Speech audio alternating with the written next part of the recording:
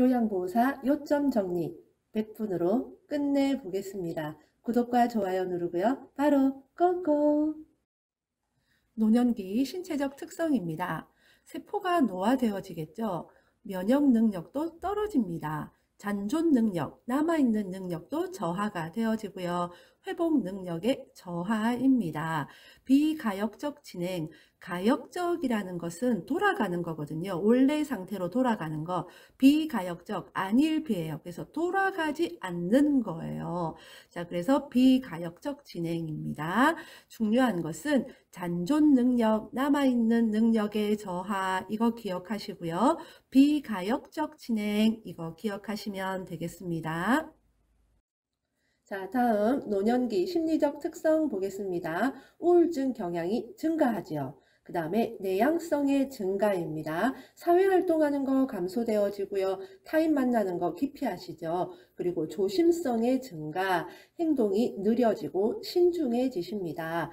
경직성의 증가, 습관적인 태도를 그대로 고수하려고 하세요. 그래서 변화 싫어하시죠. 융통성도 없어지십니다. 그리고요, 생에 대한 회고의 경향이 있어요. 그래서 응어리졌던 감정들이 해소가 되어집니다. 친근한 사물에 대한 애착심이 있고요. 유산을 남기려고 하는 경향이 있습니다. 의존성도 증가가 되어지지요. 우리 부모님들 계시면 보세요. 자녀들에게 더 의지하려고 하잖아요. 이게 뭐냐? 노년기의 심리적 특성이랍니다. 자, 여기서 중요한 거 내향성의 증가, 그 다음에 조심성의 증가, 이거 기억하시면 되겠습니다. 다음 가족관계의 변화 볼게요. 부부는 나이가 들수록 어때요? 동반자적인 관계로 변화가 되어지죠. 자, 그리고 배우자가 사별을 하게 되면 처음에는 깊은 상실감에 빠지게 됩니다.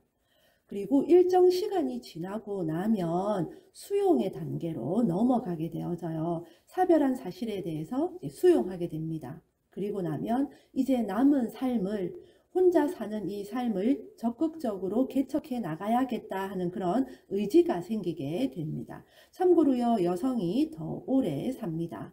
자, 다음 부모와 자녀 간의 관계는 어떻게 변할까요? 빈둥지 증후군, 이것이 중요합니다. 부모와 자녀가 함께 살다가 자녀가 독립을 하게 되잖아요. 즉 이것은 뭐냐? 자녀들이 떠나고 둥지가 비어 있다라는 겁니다. 이게 빈둥지 증후군이에요. 그래서 새로운 가족 형태가 나옵니다. 바로 수정 확대 가족이에요. 확대 가족은 자녀들이 결혼하고도 할아버지, 할머니, 부부, 자녀가 함께 사는 거잖아요. 수정 확대 가족은요, 자녀들이 결혼을 하고 나면 같이 사는 것은 아니고 가까운 데 살면서 자주 만나고 교류하는 그런 형태를 이야기를 합니다. 자, 그 다음 형제 자매는 어떻게 변할까요? 서로 사회적인 지지를 해주는 관계로 변합니다. 저도 어렸을 때는요, 많이 싸웠거든요. 그런데 지금 내 동생이랑은요, 둘도 없는 관계가 되어졌어요. 둘도 없는 친구가 되었어요. 서로를 지지해 줍니다. 네. 자, 여기에서요, 중요한 것은 부모와 자녀와의 관계, 빈둥지 증후군, 이거 기억하시면 되겠습니다. 다음 노인 부양 해결 방안, 여기서는요 중요한 게 뭐냐, 이것은 노인 부양은 누구의 책임이냐, 사적 부양, 사적은 뭐예요? 본인과 가족이만 책임이 있나요? 아니면 공적인 책임만 있나요? 국가나 사회에서만 이것을 책임을 져야 하나요? 아니죠. 공적, 사적 부양 모두가 필요하다. 이 부분만 기억을 하시면 될 것 같습니다. 네, 우리 사회는 고령화 사회를 지나서 고령 사회, 이제는 초고령 사회가 되어지고 있습니다. 자, 20% 이상일 경우에 초고령 사회입니다. 시험에 잘 출제되는 거 초고령 사회고요. 한 가지 우리가 명심할 거, 고령, 노령 같이 보기가 나오면 헷갈리는데 고고예요. 고고. 초고령 사회 기억하세요. 20% 이상입니다. 자, 다음은 노인복지시설 보도록 하겠습니다. 우리 어르신들의 주거를 위한 복지시설은 어떤 것들이 있느냐라는 거예요. 자, 첫 번째 양로시설. 이거는 노인분들이 이제 입소해서 생활하시는 걸 이야기하고요. 노인 공동생활가정, 이건 뭡니까? 가정 들어가니까 가정과 같은 그런 주거 여건을 만들어서 어르신들이 계시는 걸 이야기하고요. 노인복지주택은 분양을 하거나 임대해서 계시는 겁니다. 그 다음에 노인의료복지시설이 있는데, 의료니까 이건 뭐겠습니까? 요양시설인 거예요. 요양시설. 자, 첫 번째 노인 요양시설은요, 노인성 질환으로 인해서 입소를 하는데, 여기는 10인 이상입니다. 그 다음에 노인 요양 공동생활 가정, 이건 뭐겠습니까? 가정 들어가니까 인원이 좀 적어 보이죠? 9인 이내에 어르신들이 입소해서 생활하는 것을 이야기를 합니다. 9인 이내입니다. 자, 이 노인 의료복지시설이 조금 중요하고요. 그 다음에 여가복지시설은 뭐가 있느냐? 우리 어르신들의 여가를 위해서 노인복지관, 경로당, 노인교실 뭐 이런 것들이 있고요. 다음, 제가 노인 복지시설, 집에 계신 분들을 위한 복지시설은 뭐가 있느냐? 방문 요양, 요양보호사가 방문하는 거죠. 방문 목욕 있고요. 주야간 보호, 노치원이라고 하는 곳 있죠. 일정 시간 동안 계시는 겁니다. 단기 보호는요, 단기간 동안, 일정 기간 동안 보호하는 곳입니다. 시험 문제에 일정 시간 나오면 주야간 보호, 일정 기간이다 그러면 단기 보호예요. 그리고 또 하나 기억할 것은 방문 간호는 제가 노인 복지시설이 아닙니다. 그 다음에 이제 여기서부터가 조금 중요해요. 노인 장기 요양 보험 한번 들어가 볼까요? 보험자는요, 빨간 색깔로 되어 있죠. 국민건강보험공단입니다. 국민건강보험공단. 가입자는 국민들이고요. 그 다음에 보건복지부 장관이 관장을 합니다. 자, 여기서 제일 중요한 거, 보험자가 누구다? 국민건강보험공단에서 보험자입니다. 다음, 장기요양급여 대상자는요, 65세 이상인 분입니다. 그런데 65세 미만인 자들 중에서도요, 노인성 질환을 가진 분들은 장기요양급여 대상자가 됩니다. 가장 대표적인 노인성 질환은 치매, 뇌졸중, 파킨슨, 알츠하이머예요. 이것만 기억해 두셔도 될 겁니다. 장기요양급여 대상자는요, 출제 빈도가 높으니까 꼭 알아두셔야 합니다. 자, 그러면 장기요양 인정을 신청은 어떻게 하고 그 다음에 판정되어지는 것까지 그 절차를 한번 보도록 하겠습니다. 자, 65세 이상 어르신이요, 신청을 합니다. 그렇죠? 신청을 하고 나면 그 공단에서요, 방문 와서 조사를 하겠죠. 이분이 어떤지, 상태가 어떠한지 조사를 하겠죠. 자, 이 조사를 하고 나면 조사 결과서와 그리고 전문가의 소견이 필요하겠잖아요. 그래서 의사 소견서를 바탕으로 해서 1차 판정을 합니다. 이 1차 판정을 가지고 등급판정위원회에서 최종 판정을 내립니다. 자, 그 다음에요. 판결이 나고 나면, 이 판정이 나면 장기 요양 인정자로 판정을 나느냐, 그 다음에 등급 외과되어서 탈락이 되느냐, 이렇게 이제 구분이 되어지는 거예요. 장기 요양 인정을 받으면 1등급에서 5등급까지, 그 다음에 인지 지원 등급, 이렇게까지 인정이 되느냐, 그 이하는 등급에는 이제 탈락이다라는 거죠. 자, 구체적으로 하나씩 살펴보도록 할게요. 신청은 누가 하느냐? 자, 아까 이 신청은 65세 이상 노인이 가능하다라고 했죠. 그 다음에 65세 미만은 노인성 질환을 가지신 분들은 이제 대상자가 됩니다. 신청을 할 수가 있어요. 근데 누가 신청하느냐? 본인이 할 수 있고요. 가족이 할 수 있고, 친족이 할 수 있어요. 그 다음에 사회복지전담 공무원도 가능해요. 이거 빨간색 되어져 있죠. 시험에 자주 나옵니다. 이것은 본인이나 가족이 동의했을 때 사회복지전담 공무원이 대신 신청도 가능하다라는 거고요. 그 다음에 방문조사는 누가 하느냐? 공단 직원이 와서 방문을 해서 조사를 합니다. 공단 직원이. 그 다음에 어떻게 조사하느냐? 장기요양 인정 조사서가 있어요. 그걸 가지고 조사표를 가지고 와서 이제 조사를 합니다. 그걸 이제 바탕으로 해서 1차 판정을 내리고, 그리고 이제 최종 판정을 내리는데, 자, 신청한 날로부터 최종 판정까지는 30일 이내에 이 모든 것이 다 완료가 되어지고요. 자, 이렇게 해서 등급을 받잖아요. 그러고 나면 최소 2년 동안은 이것이 이제 유효합니다. 2년 동안은 이게 인정이 가능하다는 거예요. 최소. 자, 최소 2년, 왜 2년인지 이제 조금 이따가 제가 설명을 다시 하도록 할게요.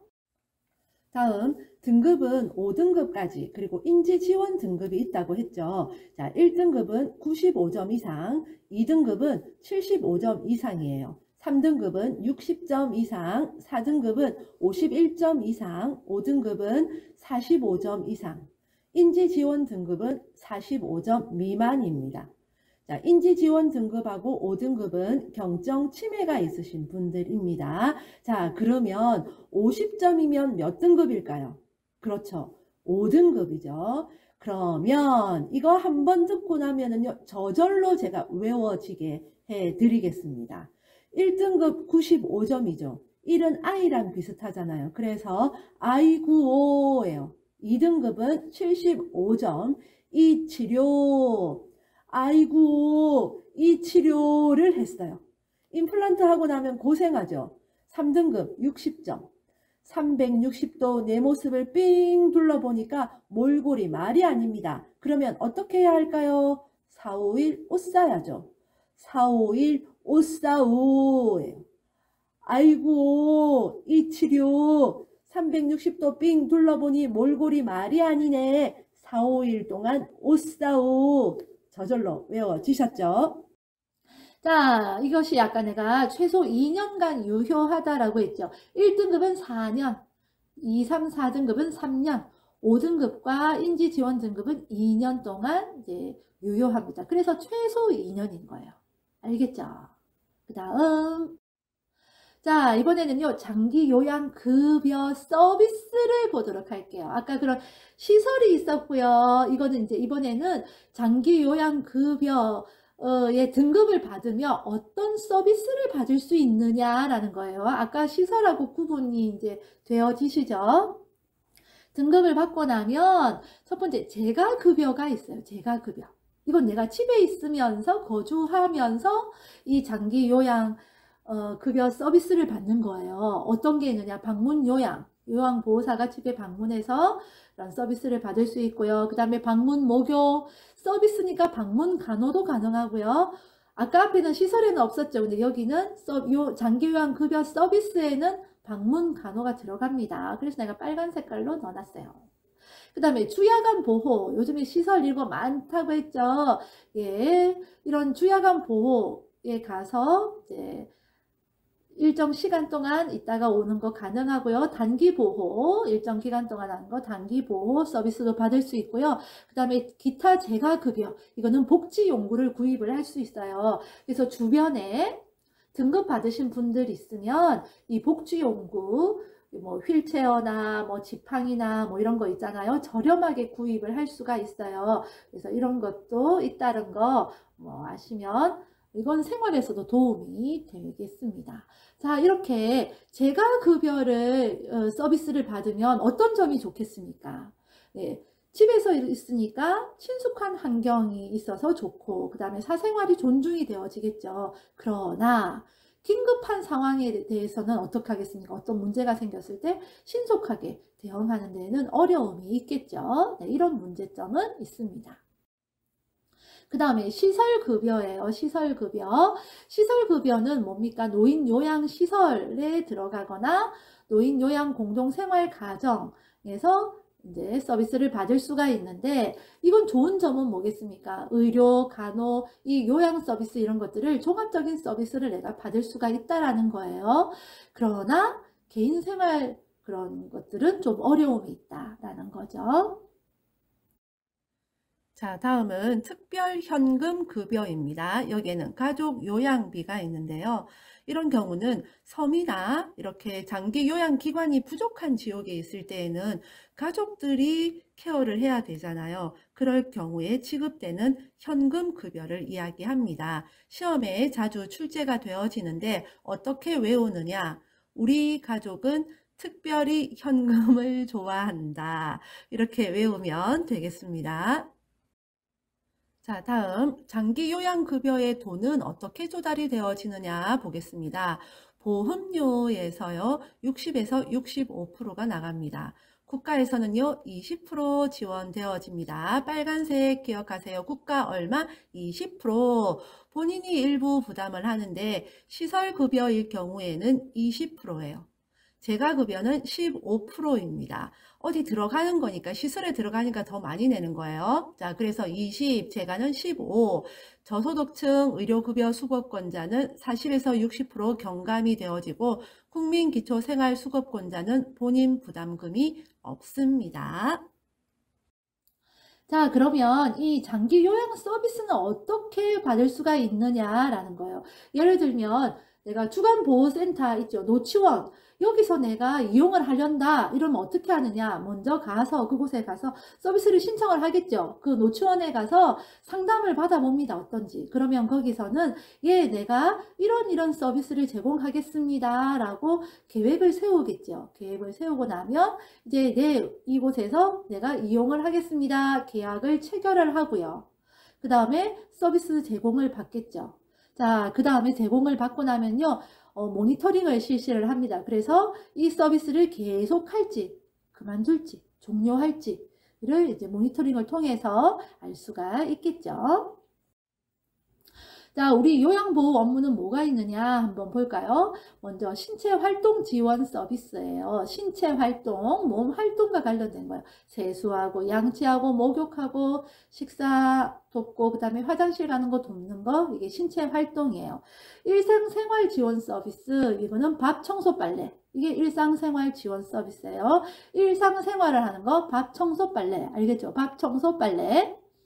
개인 활동하는 거 뭐겠습니까? 개인적인 활동이니까 외출하는 거, 동행하는 거 이런 거고요. 그 다음에 정서 지원, 말벗도 되어주고요. 의사소통하는 거에서 도움도 줍니다.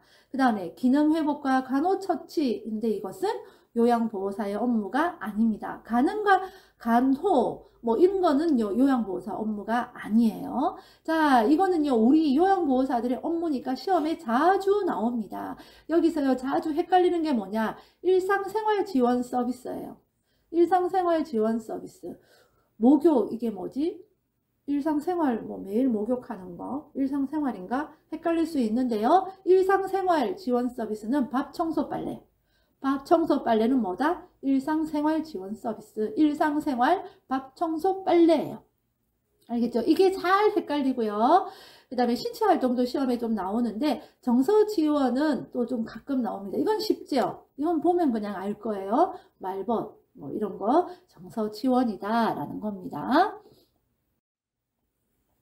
자, 시설 노인의 권리 한번 보도록 할게요. 자, 첫 번째, 개별화된 서비스를 제공받고 선택할 권리가 있다라는 거예요. 시설에 보통 들어가고 나면 어때요? 자, 미용 서비스 이렇게 봤는데 머리 모양 뽀글뽀글 다 파마를 하고 그러죠? 그렇지 않고 머리 모양도 내가 선택을 할 수 있다라는 거고요. 개별화된 서비스를 제공받을 권리가 있고, 그 다음에 안락하고 안전한 생활을 내가 제공받을 권리가 있다. 그 다음에 사생활 비밀 보장에 대한 권리가 있다라는 거죠. 그래서 휴대폰 내 맘대로 사용할 수 있고요. 그 다음에 와가지고 사진 촬영, 나한테 동의도 구하지 않고 함부로 촬영해서는 안 되고요. 존엄한 존재로서 대우받을 수 있는 권리가 있습니다. 그래서 의사결정에 나도 참여를 할 수가 있다라는 겁니다. 자, 그 다음에 차별 및 노인 학대를 받지 않을 권리가 있고요. 그 다음에 신체 구속을 받지 않을 그런 권리가 있습니다.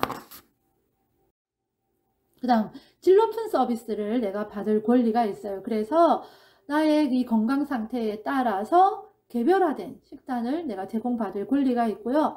내 잔존 능력을 잘 유지할 수 있도록 노력해 주어야 되고요. 그 다음에 종사자들은 어떻습니까? 나에게 이 질 높은 서비스를 제공하기 위해서 종사자들은 직무 훈련도 잘 해야 되겠죠. 그 다음에 정치, 문화, 종교적 신념의 자유는 외출이나 외박 이런 것들도 최대한 보장이 되어져야 되고요. 투표권 뭐 이런 것들도 보장이 되어야 됩니다. 그 다음에 자신의 재산과 소유물을 내가 스스로 관리할 권리도 있어야 되고요. 이성교제, 성생활, 기호품 사용할 수 있는 권리, 그 다음에 자신의 견해와 불평을 표현하고 해결을 요구할 수 있는 권리도 주어져야 되겠죠. 자, 이번에는 노인 학대에 대해서 한번 알아보도록 하겠습니다. 첫 번째, 신체적 학대예요. 신체적 학대는 폭행이라는 단어가 주로 나오고요. 출입을 통제한다. 요걸 이제 알아두시면 되겠습니다. 그래서 보기에 보면 신체적으로 어쩌고 저쩌고 하면 다 신체적 학대다라고 이제 대부분 보면 되겠습니다. 그 외에 신체적으로 어떤 폭행을 한다. 이거 외에도요. 집 밖으로 나가지 못하게 통제한다. 집 밖으로 끌어내거나 쫓아내버린다. 나가지 못하게 하거나 집 밖으로 끌어내거나 뭐 이렇게 쫓아내거나 그 다음에 일하는 것을 강요한다. 강제로 막 일시킨다. 이게 신체적 학대입니다. 그 다음에 정서적 학대. 여기는 비난하고 모욕하고 위협하고 협박하는 걸 이야기를 합니다. 그래서 무시하는 것 있고요. 그 다음에 사회활동, 종교활동을 하지 못하도록 방해하고, 이성교제를 방해하고, 그 다음에 시설 보낸다고 막 협박하고요. 이런 거. 그 다음에 거취를 결정할 때에, 우리 어르신의 거취를 결정하는데, 당사자는 이 결정에서 배제가 되어진다거나, 집안의 경조사를 참여하는데 참여하지 못하도록 한다거나, 이런 것이 정서적 학대입니다. 자, 여기 빨간 색깔을 이제 잘 기억을 해 두셔야 됩니다. 정서적인 학대는 비난, 모욕, 위협, 협박하는 거, 이런 겁니다. 성적 학대, 여기는 이제 성적인 거죠. 그래서 성폭력, 성적 수치심 이런 거예요. 그래서 강제적으로 성관계를 하거나 신체 일부를 만지거나 사람들이 봐도요, 보는 데에서도 성적인 그런 신체 부위를 드러내놓고 뭐 기저귀를 교체한다거나 이런 것들도 성적 학대입니다. 왜냐면 사람들이 보고 있는데도 알몸 목욕을 한다거나 이런 것도 성적인 학대에 해당이 됩니다. 다음 경제적인 학대, 이건요 방임하고 구별을 잘 하셔야 됩니다. 조금 이따 방임 설명하도록 할게요. 경제적인 학대니까 어떻겠습니까? 돈과 관련되어진 게 이제 경제적인 학대겠죠. 그래서 허락 없이 어르신의 현금을 은행에서 막 인출을 한다거나, 그 다음에 상속한 후에 부양을 하지 않는다거나 뭐 이런 것들이 해당이 됩니다. 네, 자, 다음은 방임입니다. 방임은요, 쉽게 이야기하면 방치하는 거예요. 그래서 식사나 목욕이 힘든 그런 노인을 방치하는 거. 간병을 소홀히 하는 거, 소홀히 하고 방치해 두는 거. 이게 이제 방임이에요. 제가 앞에서 경제적인 학대하고 구분을 잘 해야 된다라고 했던 게 지금 다음에 말할 이것 때문에 그렇습니다. 자, 경제적인 능력이 없는, 경제적으로 보호를 받아야 할 그런 어르신들의 생활비를 지원을 하지 않는다거나, 세금이나 각종 그런 요금을 납부하지 않는 것, 용돈, 종교활동비, 경조사비, 이런 것들을 제공하지 않는 걸는 뭐냐? 이건 방임이에요. 방임. 자, 이게 이제 경제적인 거하고 헷갈리기가 쉽죠. 헷갈리기가 쉬워요. 자, 그래서 이걸 구분을 잘 하라는 건데, 돈과 관련되어졌다고 해서 세금, 뭐 요금 납부, 뭐 경조사비 지원하지 않는다라고 해서 이것이 경제적인 학대가 아니다라는 거예요. 이건 이 방임은 뭐냐 하면 경제적인 능력이 없는 노인의 그런 생존을 위한 그런 경제적인 보호를 하지 않고 방치했다라는 거예요. 그래서 이걸 잘 기억을 해두시고 이게 시험에 잘 나옵니다. 헷갈리기가 쉽거든요. 생활비 안 주고 방치한다. 세금, 뭐 각종 요금, 전기요금 이런 거 납부하지 않고 이렇게 방치한다라는 거예요. 경조사비, 종교활동비, 용돈 이런 거 주지 않고 방치한다라는 거예요. 이건 뭐냐? 방임이다라는 거예요. 아시겠죠? 자, 근데 이게 또 있다? 방임하고요, 신체 학대하고도 구분을 해야 돼요. 아까 여기서 뭐였어요? 세금, 각종 요금을 납부하지 않는 건 방임이에요. 그런데 신체적인 학대는요, 가스나 난방이나 전기나 수도 이런 것들 아예 그냥 끊어버리는 거예요. 뭐 얼어 죽으라는 거지. 밥 해먹지 말고 굶어 죽으라는 거죠. 이게 뭐예요? 이건 신체적인 학대예요. 요금을 납부하지 않는 건 방임. 전기를 끊어버린다. 난방시설 끊어버린다. 이건 뭐라고? 신체 학대다. 자, 구분 되죠? 네. 저 되게 콕 찍어서 강의 잘하죠? 네, 감사합니다. 자, 이거 중요합니다. 헷갈리지 마세요. 자, 다음 자기 방임 한번 볼게요. 자기 방임은 뭐예요? 스스로 그런다는 거죠. 스스로 관리를 하지 않는다라는 거예요. 그래서 약 복용이나 치료를 거부한다거나 스스로 의식주 행위를 거부하는 거. 이거 자기 방임. 그 다음에 유기 있어요. 유기. 유기하고 방임하고도 헷갈릴 수 있는데 이건 뭐냐 하면 이 유기는요. 독립할 수 없는 노인을 격리하고 방치해 두는 걸 이야기해요. 독립할 수 없는 요인. 그래서 이 유기에는요. 연락 두절. 이게 이제 잘 나와요. 연락이 두절한다거나 입소 후에 독립할 수 없는 그 노인 입소했잖아요. 그 다음에 왕래를 끊어버린다거나 낯선 장소에 갖다 버린다거나 배회하고 있는 노인을 발견했어요. 그런데도 부양하지 않는다거나 인지 기능이 상실한 노인이 가출하고 배회하게 하거나 뭐 이런 것이 이제 유기입니다. 자, 유기하고 방임을 이제 구분을 해야 되는데 나 너무 친절하다. 이것도 시험에 잘 나오는 거 헷갈리기 쉬운 거 이렇게 콕 찍어서 이야기 하잖아요. 유기는 뭐냐 하면요. 아까 인지 기능을 상실한 노인이 가출하고 배회하게 하는 건 유기예요. 이건 유기예요. 그런데 방임은 뭐냐? 안정된 주거 공간을 제공하지 않고 떠돌게 하는 건 방임이에요. 자, 유기는 뭐예요? 아까 뭐예요? 독립할 수 없는 노인이라고 했잖아요. 독립할 수 없는 노인, 인지 기능이 상실한 노인, 그런 노인을 가출하고 배회하게 하는 건 유기예요. 그러나 독립할 수 없는 노인 이런 말 없이요. 그냥 안정된 주거 공간을 제공하지 않고 떠돌게 한다. 이건 방임이에요. 네, 요것도 구분을 잘 하셔야 됩니다. 이것도 시험에 가끔 나오고 헷갈리기 쉬운 거예요. 자, 다음 요양보호사의 근골격계 관리도 중요하겠죠. 우리는 손을 많이 사용하기 때문에 손목 통증이 일어나기가 쉽습니다. 이것을 뭐라고 하느냐? 수근관 증후군이다 라고 합니다. 수근관 증후군, 손목 그 관절이 좁아지면서 이렇게 손목에 통증을 오는 걸 이야기해요. 수근관 증후군. 자, 이때는 어떻게 관리를 하느냐? 초기에는 냉찜질이에요. 뭐든 초기는 냉찜질. 골절에서도 뭐 냉찜질 하는 거 나오거든요. 초기는 무조건 냉찜질, 만성은 온찜질 기억하시기 바랍니다.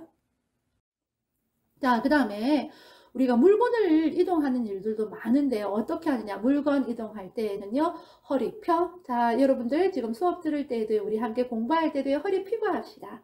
허리 딱 펴고요. 그 다음에 허리 펴. 무릎은 굽혀. 무릎 굽히고요. 무게 중심은 낮추고요. 지지면은 넓혀야 됩니다. 허리 펴, 무릎 굽혀, 지지면 넓혀예요. 허리는 어떻게 해야 돼요? 돌리면 안 돼요. 허리 돌리지 말고요. 발을 움직여서 해야 되고요. 물건은 몸 가까이 둬야 되겠죠. 이거는 뭐 상식이에요. 몸 멀리서 물건 들어가요. 힘들죠. 몸 가까이 둬야 됩니다. 허리 펴, 무릎 굽혀, 지지면 넓혀, 무게 중심 낮춰. 알겠죠? 자, 그 다음 결핵, 이제 질병에 대해서 하나씩 보도록 하겠습니다. 결핵은 뭐냐면 호흡기 감염이에요. 자, 빨간색으로 되어 있는 건 꼭 기억을 하세요. 결핵은 호흡기 감염입니다. 그래서 공기를 통한 감염이에요. 호흡기를 통한 감염이에요. 그래서 공기를 통한 감염입니다. 그래서 2주에서 3주 동안 기침을 계속하면 결핵 검사를 받아봐야만 됩니다. 근데 결핵이 의심되어지는 대상자를 돌볼 때에는 접촉을 하면 안 되는 게 아니라 우리는 보호장구를 착용을 하고 접촉을 해야만 됩니다. 자, 결핵 의심 대상자도 보호장구 착용하고 돌봐야 된다는 거. 자, 결핵에 걸린 대상자와 물건을 함께 사용을 해도 괜찮습니다. 이것은 호흡기 감염이기 때문에 그렇습니다. 그리고 이 결핵에 걸린 분들의 침구와 같은 것들은 일광 소독을 하면 되겠습니다. 자, 결핵은 호흡기 감염이다. 공기를 통한 감염이다. 라는 것과 그 다음에 결핵 의심 대상자를 돌볼 때에는 보호장구를 착용을 하고 한다. 일광 소독한다. 이거 기억을 하시면 되겠어요. 자, 다음은 노로바이러스 장염 보겠습니다. 이것은 익히지 않은 굴과 같은 해산물, 오염된 음식을 섭취했을 때 노로바이러스 장염에 걸리게 됩니다. 11월부터 4월 발생률이 높습니다. 이때는요, 중요한 거 2, 3일간 요양보호 업무는 NO예요. 알겠죠? 노로바이러스니까 2, 3일간 요양보호 업무 NO. 그 다음에 증상이 회복된 후에도 최소 2, 3일간은 음식 조리 NO. 꼭 기억하세요. 시험에 잘 출제됩니다. 자, 그 다음에 옴입니다. 옴. 자, 이건 밤에 가려움이 심해요. 자, 여름에 발생 빈도가 높고요. 그 다음에 감염도 잘 됩니다. 그렇기 때문에 대상자와 접촉을 한 사람은 증상이 있건 없건 증상 유무와 상관없이 치료를 해야 됩니다. 자, 그리고 침구류는 뜨거운 물로 10분에서 20분간 세탁을 하고요. 세탁 후에도 3일 이상은 사용을 해서는 안 됩니다.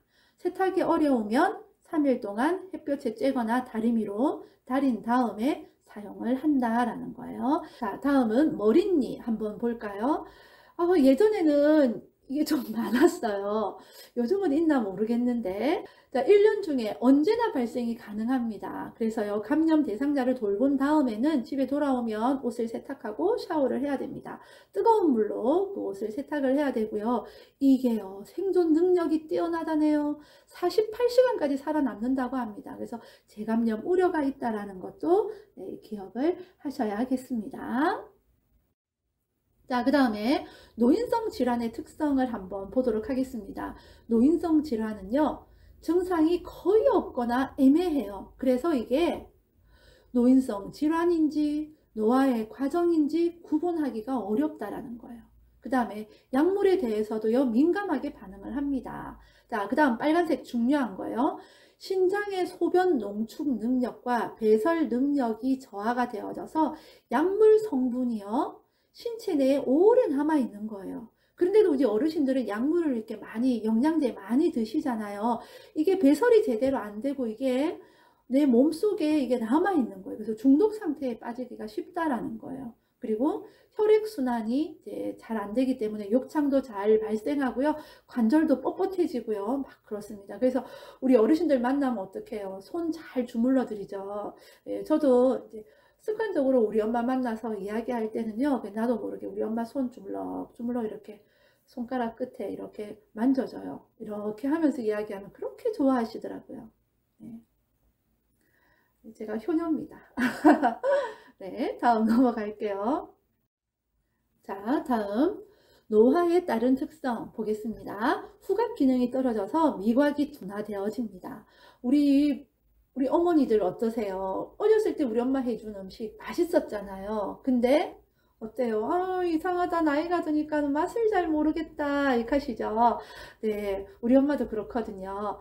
미각이 둔화가 되어집니다. 노화가 되어지면. 그런데 인생의 쓴맛과 신맛을 많이 느껴서 그런지 쓴맛과 신맛은 잘 느낀다고 그래요. 저는 이 부분을 공부할 때 이걸 공부하고 나서요, 그래, 우리 엄마 미각이 더 둔화되어지기 전에 맛있는 거 많이 사드려야 되겠다, 뭐 그런 생각도 해보았습니다. 오늘 부모님과 함께 따뜻한 식사 하는 것도 좋을 것 같네요. 네. 그 다음 지방 흡수력도 떨어지고요, 당뇨성이 떨어집니다. 그래서 당뇨병 걸리기가 쉽습니다. 그 다음에 항문 관략근 그 긴장도가 떨어져서 어때요? 변실근 발생이 높지요. 네, 관략근 이게 긴장도가 떨어집니다. 자, 다음은 주요 질환입니다. 주요 질환 시험에 잘 출제됩니다. 하나씩 보겠습니다. 위염, 배고플 때 명치 부위에 통증이 있는 건 위염이에요. 새벽에 쏙쓰림은 위궤양입니다. 이 둘이 헷갈릴 수가 있는데 위염을 암기하는 법 알려드릴게요. 배고플 때 위염이죠. 배고프면 위험합니다. 왜? 신경질 나니까요. 자, 배고플 때 위험하다. 그 외에 새벽에 쏙쓰림 나오면 위궤양 하면 되겠습니다.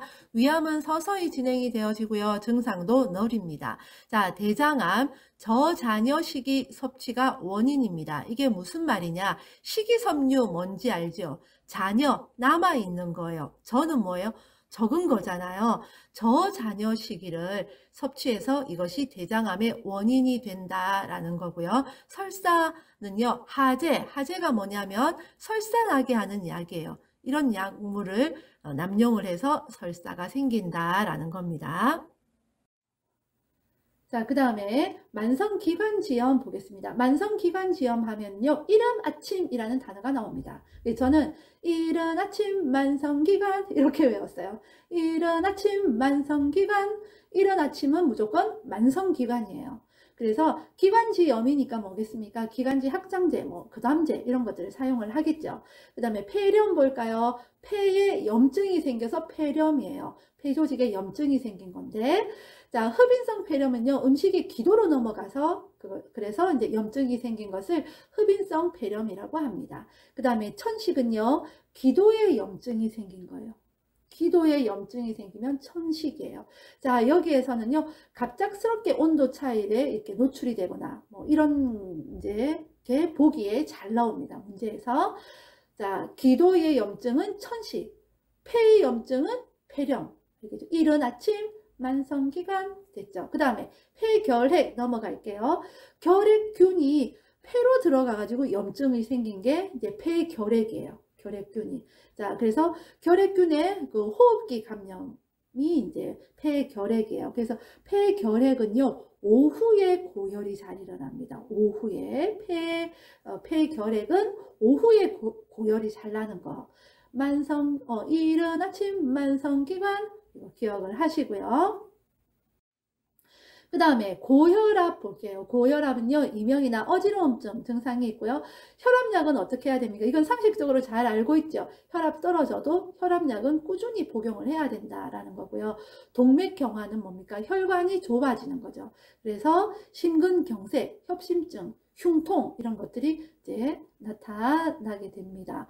동맥이 이제 그 혈관이 좁아졌다. 저는 이제 그렇게 외웠어요. 동맥, 그 혈관이 좁아졌다. 이렇게 외웠고요. 그러면 이게 혈관이 좁아지니까 어떻게 했습니까? 가슴이, 협심증, 흉통, 심근경색, 동맥경화증에서 나타납니다.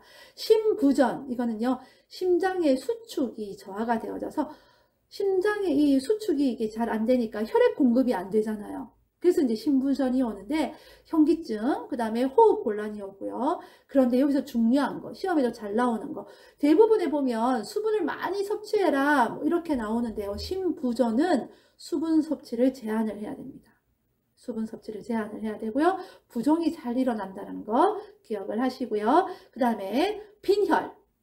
빈혈은 적혈구나 그 헤모글로빈이 부족해가지고 혈액이 산소로 공급이 잘 원활하게 되지 않을 때에 일어나는 그게 빈혈이죠. 빈혈은 우리 임신하신 다 경험이 있는 우리 여성분들은 이 빈혈 경험이 대부분 있을 거예요. 이때 어떻게 했습니까? 철분제 먹었죠. 철분제를 먹고요. 그 다음에 이것은 비타민C, 오렌지 주스 이런 것과 함께 먹으면 더 도움이 되어진다라는 겁니다. 자, 그 다음에 우리 어르신들의 근골격은 어떻게 이제 변하느냐 봅시다. 어좁골커예요. 어좁은 아죠. 어깨 좁아진 거. 어깨 좁은 거. 어좁이. 예, 어깨가 좁아지고요. 골반은 커집니다. 예, 골반은 커집니다. 어좁골커예요. 자, 그 다음에 퇴행성 관절염은요. 자, 퇴행성 관절염, 아침에 관절이 뻣뻣해지는 거, 이게 퇴행성 관절염이에요. 그래서 퇴행성 관절염에는요, 수영이 되게 도움이 된다고 합니다. 그리고 체중 조절도 하셔야 되고요. 자, 골다공증 아시죠? 골다공증. 골다공증은요, 칼슘과 비타민 D를 섭취를 이렇게 해주셔야 되는데, 근육과 뼈에 이제 힘을 주는 그런 체중 부하 운동, 특히 이제 걷기 운동, 이런 것들이 도움이 되어진다고 합니다. 그 다음에 고관절, 골절. 자, 골다공증이 있는 그런 이제 어르신들이 낙상을 하면 고관절, 골절이 이제 잘 되는데, 자, 그래서 서해부와 대퇴부에 통증이 일어난다. 뭐 이렇게 되어져 있는데요. 자, 여기가 서해부예요. 자, 여기 노란색, 여기가 서해부고요. 대퇴부는 뭐냐? 예, 허벅지 뼈 있죠? 예, 이런데 이제 골절이 잘 일어난다고 합니다. 서해부, 대퇴부 통증. 네. 골다공증, 칼슘, 비타민 D 섭취, 네. 퇴행성 관절염, 수영, 체중 조절을 해야 된다. 어족 골커, 네. 기억하시고요.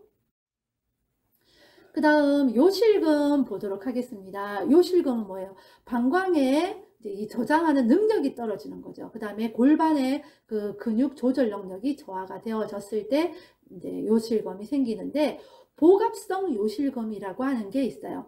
복압성 요실금, 압력이죠, 압력. 압력에 의해서 기침이나 재채기나 달리기나 뭐 이런 것들을 이렇게 했을 때에 요실금을 발생하는 거, 이제 복압성 요실금이고요. 절박성 요실금은 뭐예요? 느끼자마자 이 화장실 가고 싶다. 이걸 느끼자마자 이제 하는 이런 요실금, 절박해, 막 절박한 거예요. 화장실 가고 싶다. 바로 이제 막 이렇게 되는 거 있죠. 이게 이제 절박성 요실금, 절박해. 그 다음에 역류성 요실금, 역류하는 거예요. 배출이 원활하지 않아서. 그래서 방광에서 조금씩 넘쳐서 흘러나오는 거. 이게 이제 역류성 요실금이다 하는 거예요. 그래서 주로 시험에는 뭐 이게 골고루 잘 나와요. 하지만 잘 구분할 수 있겠죠. 절박해, 이건 절박성. 복압, 압력. 네, 역류하는 거, 역류성이겠죠. 그 다음에 치료는요, 골반 근육을 강화해야 되겠죠. 그 다음에 수분 섭취를 많이 자주 하고요. 그 다음에 변비를 예방하는 게 좋습니다. 그 다음에 체중을 조절을 해야 돼요. 복부에 이렇게 체중이 이렇게 많이 나가면 복부에 압력이 가하기 때문에 체중 조절도 해 주셔야 됩니다. 그 다음에 전립선 비대증 보겠습니다. 전립선이 커져서 요도에 압박을 가하는 게 이제 전립선 비대증이에요. 이 원인은 호르몬 불균형 때문에 그렇다고 합니다. 빨간 색깔 기억하시고요. 그 다음에 증상은요, 요도가 좁아져 가지고 소변이 가늘어지죠. 잔뇨감, 빈뇨, 긴박뇨, 야뇨 뭐 이런 증상들이 나타납니다. 자, 이 치료 기억하세요. 치료는요, 도뇨관을 사용을 해가지고 소변을 빼줍니다. 도뇨관을 사용을 해서 소변을 빼줘야 되고요.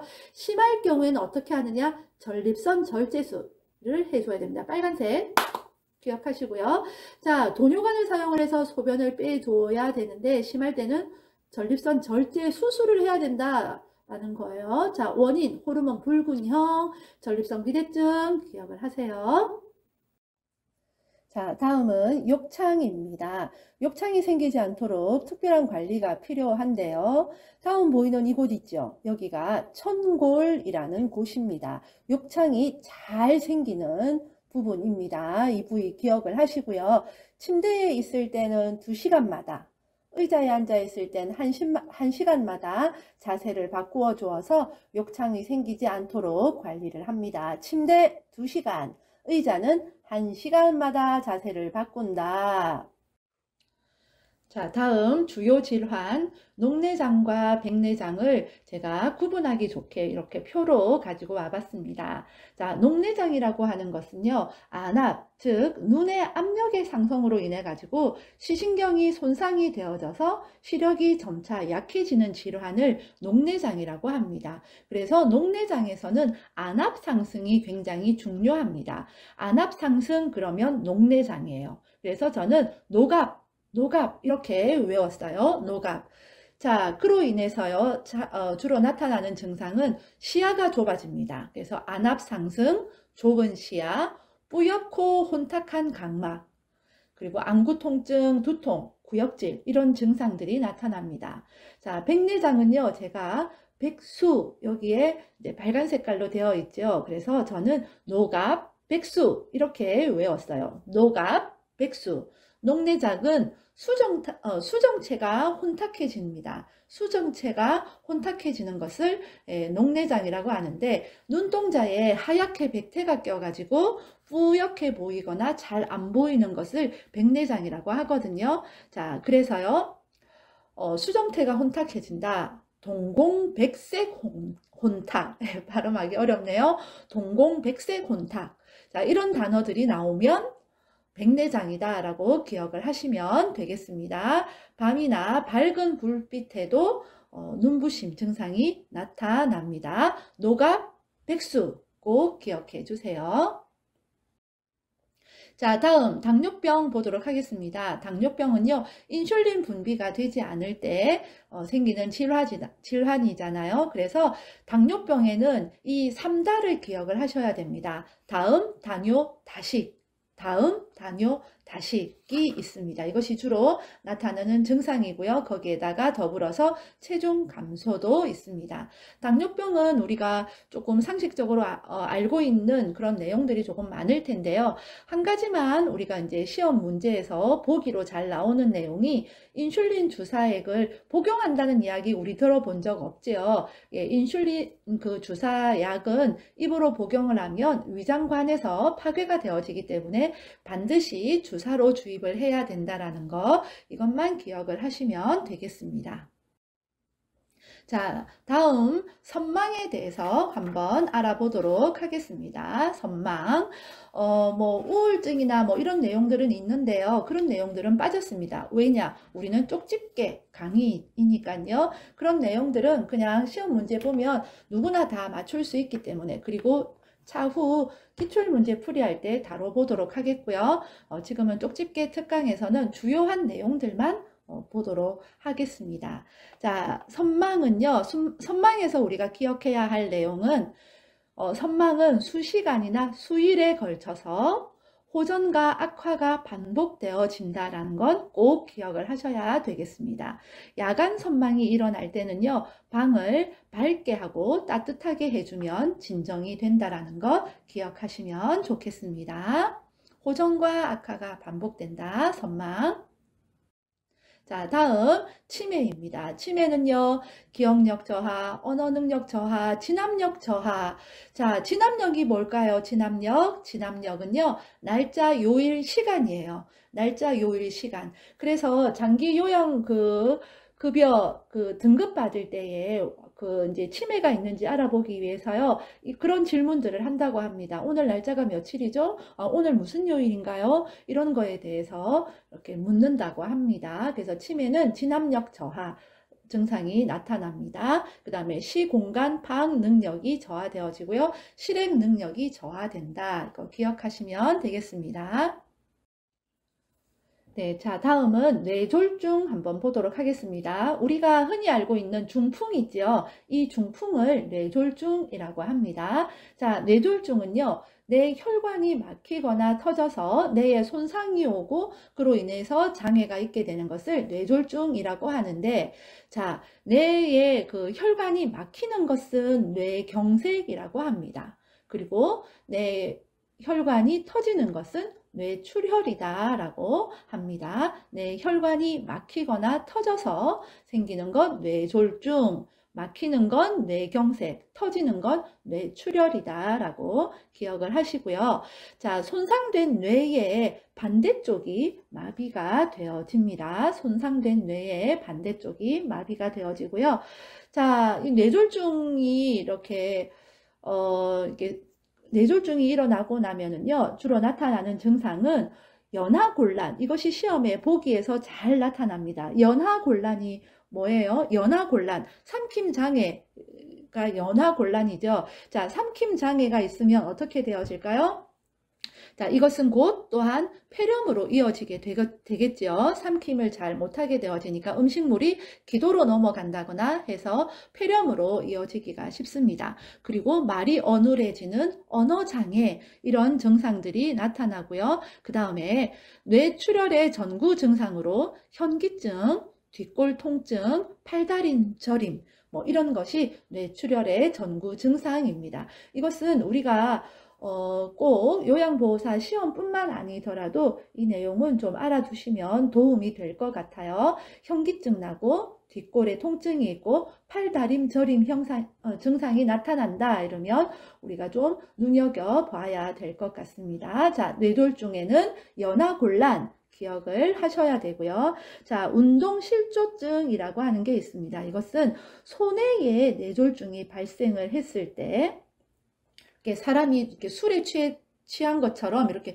비틀비틀거리고 뭐 한쪽으로 이렇게 막 쓰러지고 뭐 하는 걸, 이런 걸 이제 운동 실조증이라고 하거든요. 그래서 이것이 소뇌에 뇌졸중이 발생을 했을 때 이런 증상들이 나타납니다. 비틀거리고 하는 것, 운동실조증, 이것도 보기에 잘 나타나니까 꼭 기억을 하시기를 바랍니다.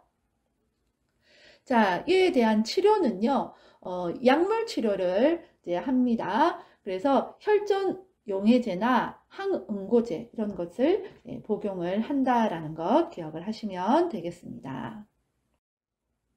자, 다음은 파킨슨 질환에 대해서 한번 보도록 하겠습니다. 파킨슨 질환은요, 도파민을 만들어내는 신경세포가 파괴되는 질환을 이야기를 합니다. 여기에서 나타나는 주요 증상은 근육 경직 및 안정시 떨림, 여기 떨림에 제가 빨간 색깔로 해 놓았죠. 주로 나타나는 것이 안정시 떨림, 근육 경직, 무표정 뭐 이런 것들이 있습니다. 그리고 또한 중요한 것은 자주 넘어집니다. 이게 자세가 구부정하고요. 잘 넘어집니다. 자세 반사의 소실로 잘 넘어지고 균형 감각이 소실되어진다라는 것도 기억을 하시면 되겠습니다. 자, 치료에서요. 약물요법도 사용을 합니다. 그리고 더불어서 근육 스트레칭과 관절 운동도 함께 한다라는 것 기억을 하셔야 되겠습니다. 자, 다음은요, 예방접종 보겠습니다. 자, 파상풍과 디프테리아는 하나의 세트로 기억을 하시면 되겠어요. 파상풍 디프테리아는 1차 기본 접종을 한 다음에 10년마다 추가 접종을 합니다. 백일해하고 차이점은요, 백일해는 1차 기본 접종만 해요. 10년마다 추가 접종은 백일해는 하지 않습니다. 그래서 파상풍과 디프테리아는 하나의 세트로 이렇게 기억을 하셔야 되겠습니다. 인플루엔자는 우리 잘 알죠? 매년 1회 접종을 하고요.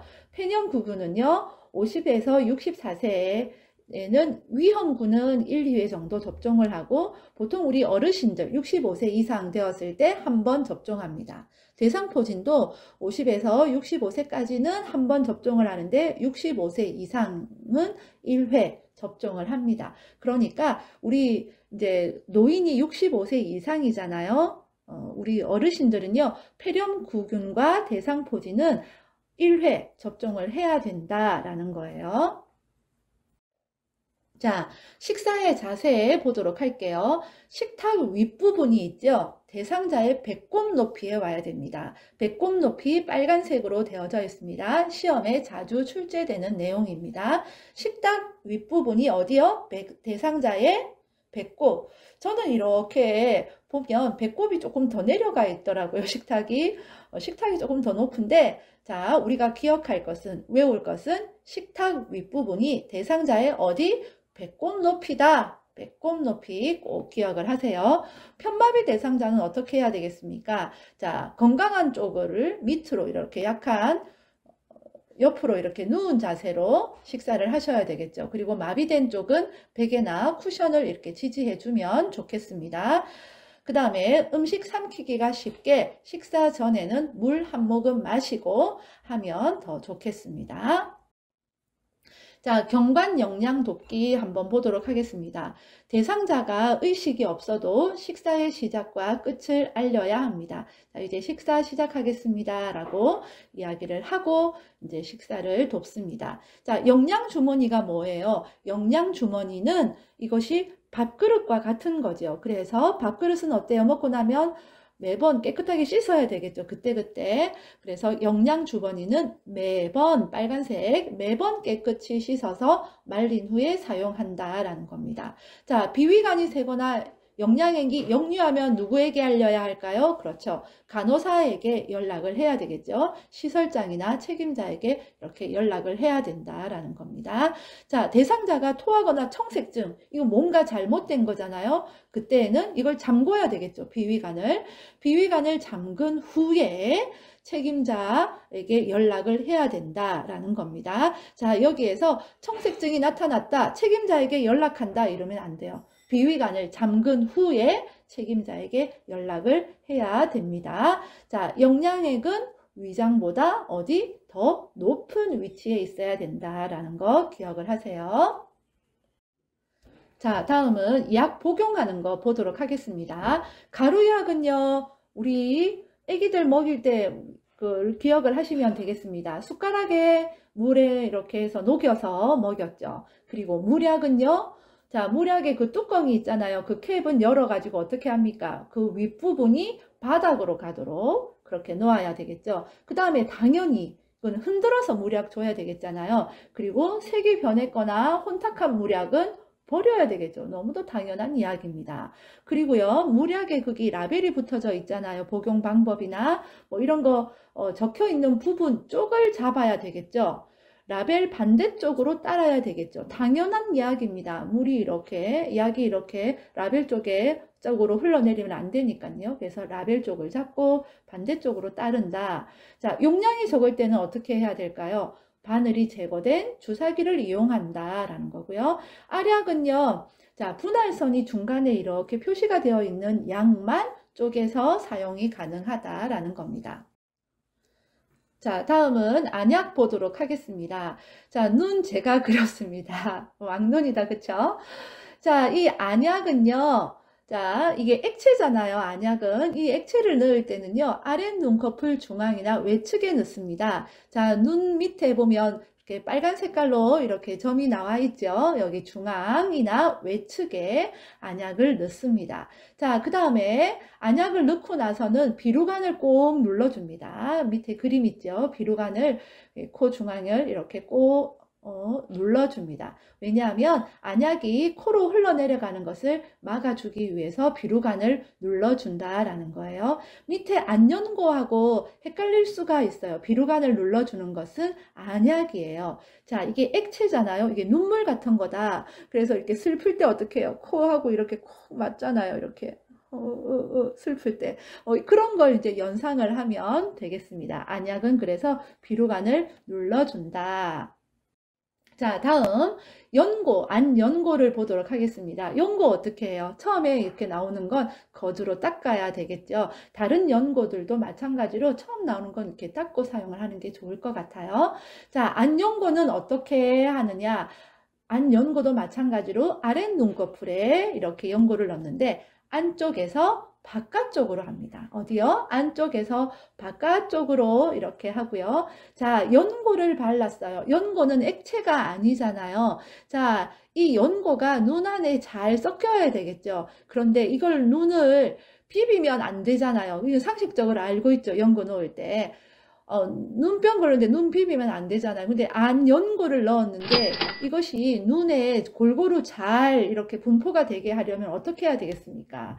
자, 비루관 누르는 거 안 되겠죠. 자, 이때는요, 연고니까 눈을 감고 안구를 움직여서 이 연고가 골고루 퍼질 수 있도록 해야 된다라는 거예요. 자, 안약과 안연고 구분할 수 있겠죠. 자, 기억을 하시고요. 다음 귀약을 넣을 때는요. 귓바퀴와 외이도를 깨끗하게 합니다. 귓속은 아닙니다. 자, 약병은요. 따뜻하게 해야 되고요. 귀를 어떻게 잡느냐? 귓바퀴를 그림과 같이 후상방으로 잡아 당깁니다. 뒤쪽으로 그리고 이렇게 위로 이렇게 잡아 당긴다. 후상방. 자, 다음 침상 배설 돕기. 제일 처음 손을 씻습니다. 손을 씻고요. 대상자를 확인하고 침상 배설을 할 거라는 내용을 설명을 합니다. 자, 침상에서 배설을 할 거기 때문에 커튼이나 스크린으로 가리고요. 그 다음에 손을 씻기는 했지만 일회용 장갑을 착용을 합니다. 자, 변기가 차가우면 안 되겠죠. 그래서 변기는 따뜻한 물로 데워서 침대 옆이나 의자 위에 두면 되겠습니다. 자, 배설할 때 이렇게 소리가 나잖아요. 그래서 자, 여기 빨간 색깔로 되어 있는 거 시험에 보기로 잘 나옵니다. 변기 밑에 화장지를 이렇게 깔면 소리가 조금 줄어들겠죠. 그렇게 하거나 TV나 음악을 틀어서 대상자가 예민하지 않게 이렇게 배설을 잘 할 수 있도록 돕습니다.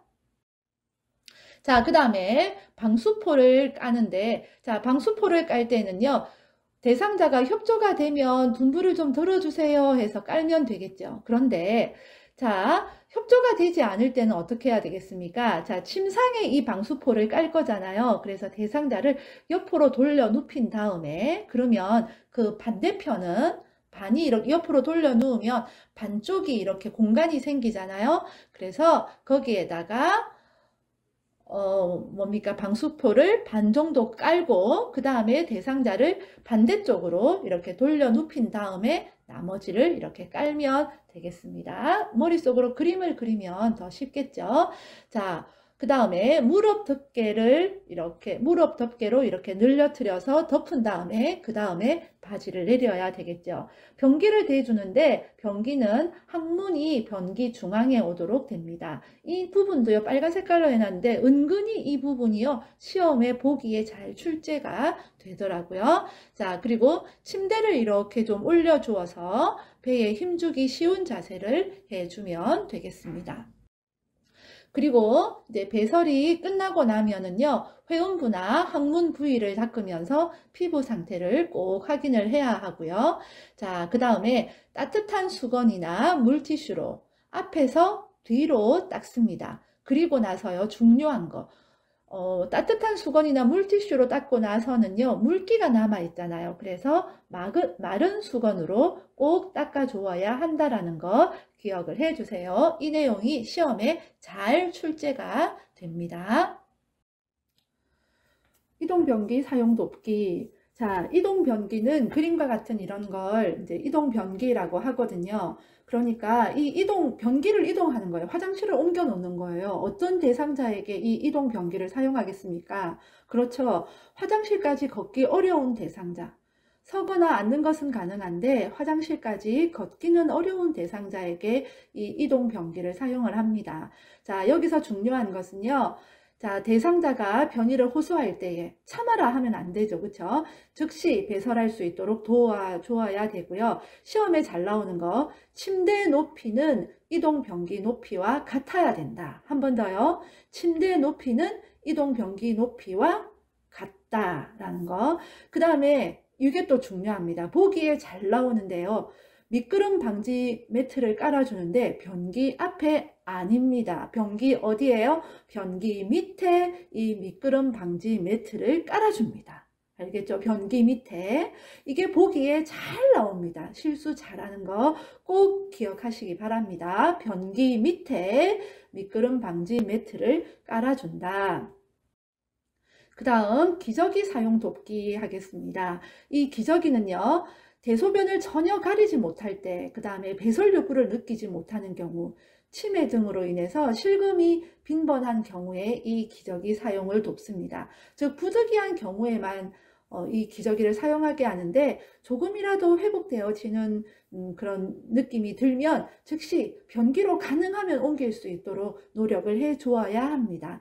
기저귀 사용도 마찬가지로 둔부나 항문 부위, 회음부를 따뜻한 물티슈로 닦고 앞에서 뒤로 닦는 거 아시죠? 그 다음에는 반드시 마른 수건으로 물기를 닦아서 말린다라는 거 기억하시기 바랍니다. 자, 유치 도뇨 간의 소변 주머니를 어떻게 관리하느냐? 여기서 또 빨간 색깔이 있죠. 소변 주머니는 방광 위치보다 높게 두면 안 된다. 방광 위치보다 좀 낮게 두어야 됩니다. 왜냐하면 소변이 역류할 수 있기 때문에 그렇습니다. 자, 높게 두어서는 안 된다. 그 다음에 이제 소변이 잘 나오는지 확인을 해야 되겠죠. 그래서 2~3시간마다 소변 양과 색깔을 확인을 해야 됩니다. 자, 이 소변 주머니를 달고 있다라고 해서 침대에서 꼼짝도 못하고 막 계속 누워 있어야만 되는 건 아닙니다. 자, 유치 도뇨관이 삽입되어 있어도요, 침대에서 자유롭게 움직일 수가 있고, 보행도 할 수 있습니다. 자, 금기사항이 없는 한 수분 섭취를 많이 할 수 있도록 그렇게 권장을 하고 있습니다. 이것도 보기에 잘 나오는 문제입니다. 자, 구강 청결 돕기 빨간 색깔이 좀 있네요. 자, 구강 청결 처음에는요 어떻게 이렇게 돕느냐? 윗니와 잇몸을 닦습니다. 위에 있는 이와 잇몸을 닦고요. 그 다음에 이와 아래 잇몸을 닦아줍니다. 그 다음에 그 주변에 있는 거, 입천장, 혀, 볼 안쪽 이런 걸 닦아줍니다. 그러니까 어떻게 해요? 위, 아래요. 위, 아래. 위에 이와 위에 잇몸. 아랫니, 아래 잇몸, 그 다음에는 기타 등등 입천장, 혀, 볼 안쪽 이런 걸 닦는 거예요. 그래서 위, 아래, 위, 아래 기억하시고요. 의치를 했을 때, 이 의치를 뺄 때에도 마찬가지로 위, 아래, 위, 아래 기억을 하세요. 자, 이 의치를 씻을 때에는요, 의치 세정제를 묻혀서 미온수로 이 의치를 닦습니다. 의치 세정제가 없을 때는 주방 세제로도 가능합니다. 시험 문제에는요, 주방 세제가 잘 나옵니다. 주방 세제로 의치를 닦는다 하면 그것도 맞는 겁니다. 아시겠죠? 자, 미온수로 의치를 닦는데 보관은 찬물에 담긴 용기에 합니다. 여기서 주의할 점. 뜨거운 물로 삶거나 표백제로 이렇게 사용을 하면 이 의치가 변형이 되어져요. 그래서 뜨거운 물로 삶거나 표백제 사용은 해서는 안 된다. 미온수로 해야 된다. 보관은 찬물에 보관을 해야 된다라는 겁니다.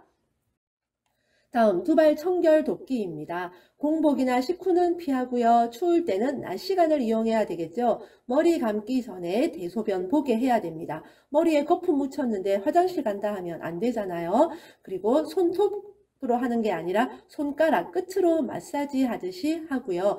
두발 전용 세정제라는 게 있습니다. 이것은 물을 사용하기 어려운 상황이나 신체적으로 힘든 상황에 이 두발 전용 세정제로 하고요. 마른 수건으로 닦습니다. 시험 문제에 보기로 물이 나온다 무조건 땡이겠죠. 젖은 수건도 땡입니다. 기억을 하시고요. 머리가 엉켰다 이럴 때는 물을 적신 다음에 손질을 하면 되겠습니다. 자, 통목욕 돕기 하겠습니다. 자, 목욕탕 들어갈 때 어떻게 해요? 발끝으로 우리 온도 괜찮나 이게 확인하잖아요. 마찬가지예요. 이 대상자가 발끝이 이렇게 통목욕할 때 물을 묻혀서 온도가 맞는지 체크를 하고요. 그 다음에 다리, 팔, 몸통, 회음부 순으로 목욕을 합니다. 먼저 발끝으로 들어갔으니까 다리 씻고, 팔 씻고, 몸통 씻고, 그 다음에 마지막으로 회음부를 씻습니다. 자, 편마비 대상자의 경우에는요, 자, 욕조의 통 높이, 욕조 통 높이하고 통목욕 안에 목욕 의자를 놓는데 이 목욕 의자의 높이가 같게 해야 됩니다. 자, 욕조에 들어가는 통 높이와 목욕 의자의 높이는 같다. 그렇고요. 그 다음에 욕조에 있는 시간, 통목욕 오래 하면 안 됩니다. 5분 정도가 적당합니다. 5분.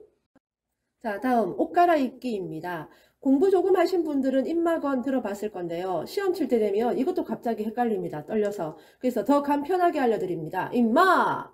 이것만 기억하시면 됩니다. 방금 욕한 거 아닙니다. 옷 갈아입기 문제 나오면 임마라고 적으세요. 임마. 근데 벗는 문제다. 그러면 반대로 또 적으면 되니까 벗건이라고 보고 적으면 되겠죠. 임마 기억을 하시고요.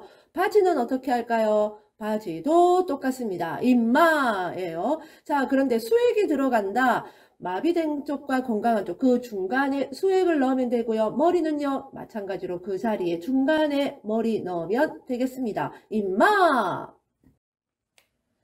자, 이번에는 침대 위에서 이동 돕기입니다. 우리 어르신이 아침에 주무시고 일어났는데 침대 밑으로 이렇게 내려와 있는 거예요. 침대 머리 쪽으로 이동하는 방법입니다. 처음에는요, 침대 매트를 수평하게 이렇게 정리를 해야 되겠죠. 그 다음에 베개도 밑으로 내려와 있는 것을 머리 위쪽으로 베개를 먼저 옮겨 놓습니다. 다음은 우리 대상자의 무릎을 세워야 되겠죠. 자, 그래서 무릎을 이렇게 세우고요. 그러고 나면 어떻게 됩니까? 무릎을 세우면 대상자의 발바닥이 침대 바닥에 이렇게 닿게 되겠죠. 자, 여기까지 하고 나서요. 그 다음은 우리 어르신을 위쪽으로 올려야 되는데 협조가 되는 경우가 있고 협조가 되지 않는 경우가 있습니다. 협조가 될 때에는요. 우리 어르신에게 침대 머리 쪽 위에 있는 그 난간을 잡게 합니다. 자, 어르신 위에 이거 좀 잡아주세요 하고 잡아요. 그 다음에 요양보호사는 그 대상자의 뒤태 아래에 한쪽 팔을 이렇게 넣고요. 나머지 한 팔은 침상면을 이렇게 밀면서 그렇게 어르신과 함께 하나, 둘, 셋 이렇게 하면서 옮기는 거예요. 침대 머리 쪽으로 이렇게 이동을 하는 겁니다. 자, 그런데 문제는 우리 어르신이 협조가 안 될 경우에는 어떻게 하느냐. 이때는요. 두 사람이 필요합니다. 이렇게 양편으로 한 사람씩 이렇게 마주 서서 그림과 같이 한쪽 팔은 머리 밑으로 놓고 그래서 어깨와 등 밑을 이렇게 받치고요. 다른 한 팔은 둔부와 대퇴 여기를 이렇게 지지를 합니다. 주로 그림으로 이 시험에는 자주 나옵니다. 그래서 같이 힘을 맞춰서 한 번에 이렇게 옮겨야 되겠죠. 그래서 하나, 둘, 으쌰 이렇게 이제 위로 옮기면 되겠습니다. 자, 이번에는요, 우리 침대 오른쪽에서 왼쪽으로 옮기는 것, 또는 침대 왼쪽에서 오른쪽으로 옮기는 방법입니다. 자, 이 문제도요, 그림 문제가 잘 나오는데, 처음에 방법은요, 이동하려고 하는 쪽으로 섭니다. 이동하려는 쪽으로. 위에 그림을 보면 지금 오른쪽으로 이동을 하려고 하잖아요. 그러면 오른쪽에 서 있는 거예요. 이동하려는 쪽으로 서 있습니다. 그리고 대상자의 그 두 팔을 가슴 위로 이렇게 포개게 합니다. 자, 그 다음에는요, 중요한 것은, 오른쪽에서 왼쪽으로 옮길 때에는 상반신과 하반신을 나누어서 이동한다라는 거예요. 상반신 먼저 옮기고 그 다음에 하반신을 이동한다라는 거예요. 그래서 이것이 중요하기 때문에 여기에 꽃이 반짝반짝 움직이고 있죠. 자, 상반신과 하반신을 나누어서 이동합니다. 자, 먼저 상반신을 이동하는 방법입니다. 한 손은요, 대상자의 목에서 겨드랑이를 향해서 넣어서 받칩니다. 그리고 다른 한 손은 허리 아래를 넣어서 상반신을 먼저 이동을 합니다. 그리고 나면 이제 하반신을 이동을 해야 되겠죠. 자, 하반신은요, 허리와 엉덩이 아래에 손을 깊이 넣고 그렇게 이동을 하면 되겠습니다. 자, 다음은 일어나 앉기 보도록 하겠습니다. 자, 순서는 굳이 외울 필요가 없는 것 같아요. 문제를 이렇게 풀어보면 아시겠지만 순서대로 이렇게 머리로 연상을 해보면 순서 맞추기는 그렇게 어려운 문제가 아니에요.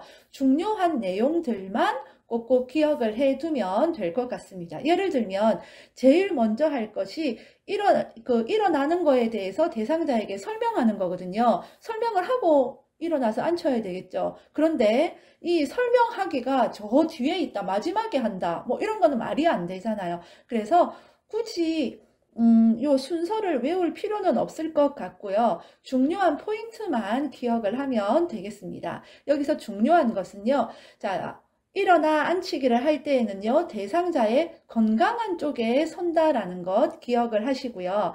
자, 여기 빨간 색깔 되어 있죠. 자, 요양보호사의 손이 어디로 가 있느냐, 어디를 지지하느냐, 이런 것이 되게 중요한 문제로 많이 나옵니다. 자, 일어나 앉히기 할 때는요, 편마비일 경우에는 어깨와 엉덩이 또는 넙다리를 지지합니다. 편마비 대상자는 어깨와 한 손은 어깨, 그리고 한 손은 엉덩이를 지지해서 앉힌다. 사지마비일 때는 어떻게 해야 할까요? 사지마비일 때는요, 목과 어깨를 합니다. 그러면 다리는 왜 지지를 안 할까요? 사지마비이신 분이잖아요. 잘못하면 넙다리 골절 위험이 있기 때문에 목과 어깨를 이렇게 지지한다라는 걸 기억을 하시면 되겠습니다. 자, 편마비 대상자는 어깨와 엉덩이, 사지마비일 경우에는 목과 어깨, 이 내용을 꼭 기억을 하시기를 바랍니다. 자, 다음은 휠체어 이동하는 거 보겠습니다. 휠체어는 쉽습니다. 다들 우리 애기들 유모차 다들 끌어보셨을 거예요. 그 원리와 같으니까 훨씬 이해하기가 쉬울 겁니다. 먼저 문턱 오를 때 보겠습니다. 문턱을 오를 때에는 기억할 것은 앞바퀴를 들어서 문턱을 오릅니다. 자, 내려갈 때는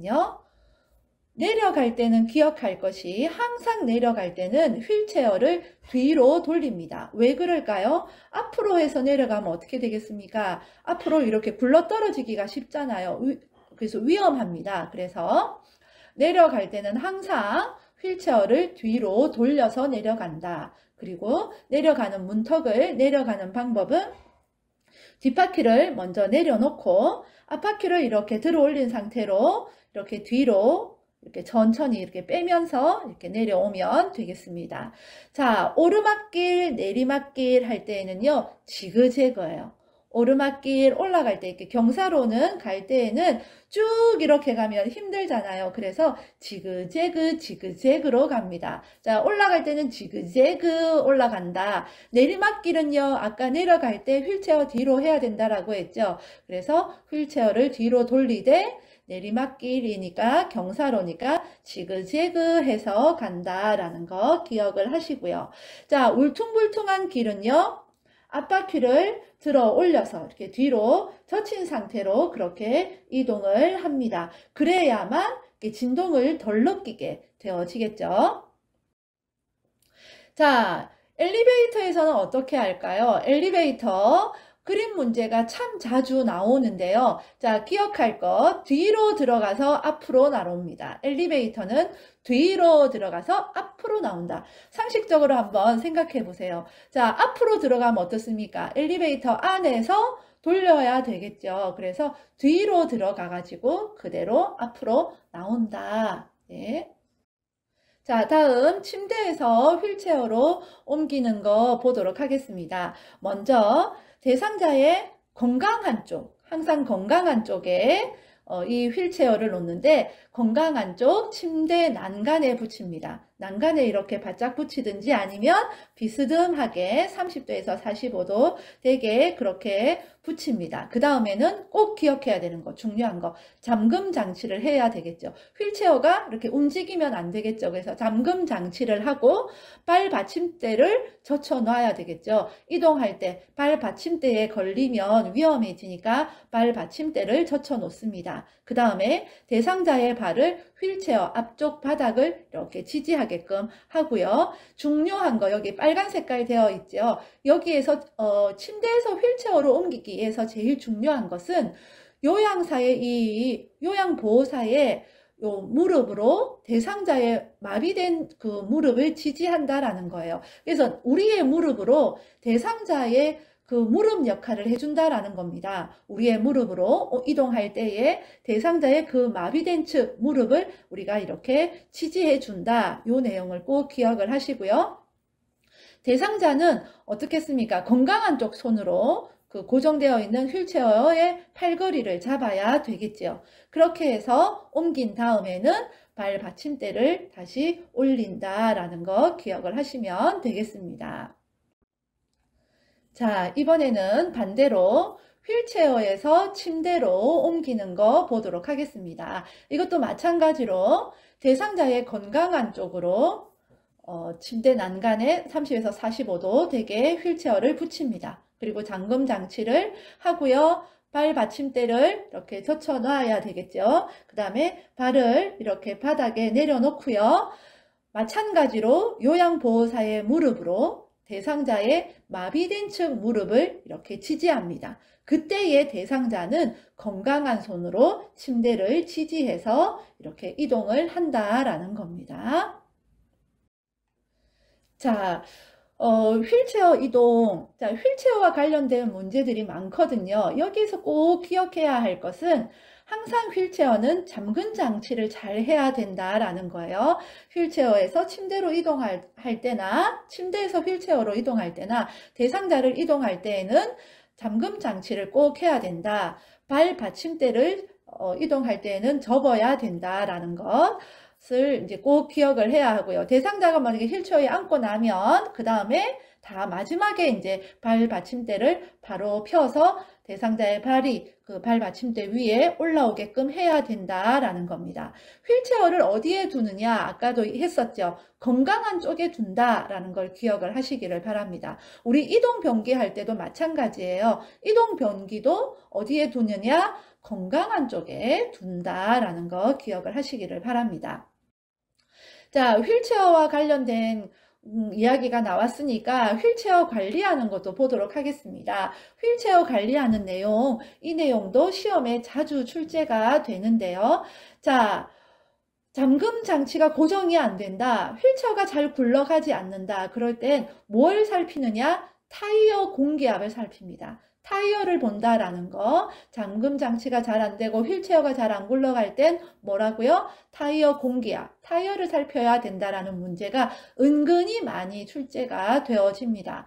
타이어 공기압이 낮으면은요, 잠금 장치가 잘 안 됩니다. 근데 타이어 공기압이 높으면 충격 흡수가 안 되는 거예요. 그래서 우리 대상자가 타이어 공기압이 너무 높으면 대상자가 그 충격을 그냥 다 온몸으로 그냥 다 받는다라는 거예요. 자, 이 문제도 자주 출제가 되어지니까 기억을 하시기를 바랍니다.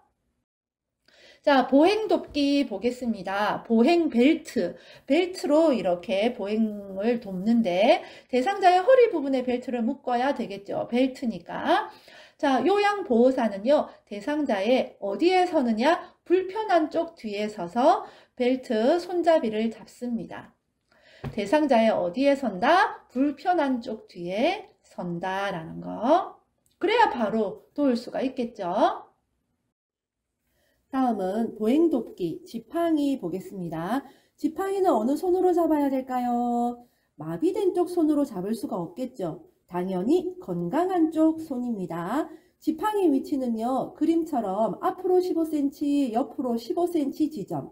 그림 문제로도 잘 출제되니까 이미지도 기억을 하시고요. 자, 그러면 지팡이를 짚고 걸어갈 때 어느 쪽 발이 먼저 나갈까요? 네, 정답은요, 마비된 쪽 먼저 나갑니다.